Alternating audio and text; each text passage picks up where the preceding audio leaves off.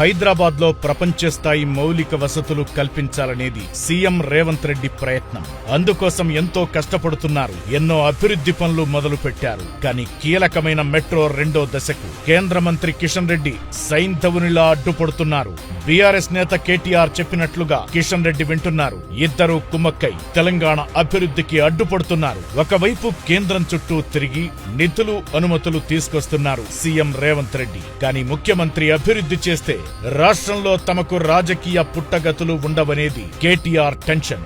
గతంలో 8 మంది బీజేపీ ఎంపీలు గెలవడానికి సహకరించిన కేటీఆర్ కు సాయం చేస్తున్నారు కిషన్ రెడ్డి. అందుకోసం కేంద్రం ఇచ్చిన అనుమతులను నిధులను తన పలుకుబడితో అడ్డుకుంటున్నారు. మెట్రో రైల్ మొదటి దశ స్వాధీన ప్రక్రియ వేగంగా పూర్తి చేయాలనేది సర్కార్ ఉద్దేశం. ఇందుకోసం 13,527 కోట్లు రుణంగా ఇచ్చేందుకు కేంద్రం అంగీకరించింది. తీరా ఇండియన్ రైల్వే ఫైనాన్స్ కార్పొరేషన్ తో ఒప్పందం కుదిరిన తరువాత కిషన్ రెడ్డి ఎంటర్ అయ్యారు. మీరు సీఎం రేవంత్ రెడ్డి అడిగినప్పుడు నిధులు అనుమతులు ఇస్తే ఆయనకే పేరుస్తుంది. మేము తెలంగాణలో రాజకీయంగా నష్టపోతామని సొంత కేంద్ర మంత్రులకు చెప్పి అడ్డుకున్నారు. ఏ మంత్రైనా సొంత రాష్ట్రం బాగుపడాలని కోరుకుంటారు. కానీ రాజకీయాల కోసం కేటీఆర్ కిషన్ రెడ్డి మాత్రం తమ నీచపు రాజకీయ అవసరాలు, రహస్య పొత్తుల కోసం రాష్ట్రాభివృద్ధికి మోకాలడ్డుతున్నారు. కిషన్ రెడ్డి చెప్పినట్లుగానే మెట్రో రుణం ఆగిపోయింది. కానీ ఇప్పుడు రోజుకు 2.5 కోట్ల వడ్డీ భారం పెరుగుతోంది. ఇప్పటికే 130 కోట్లు దాటింది.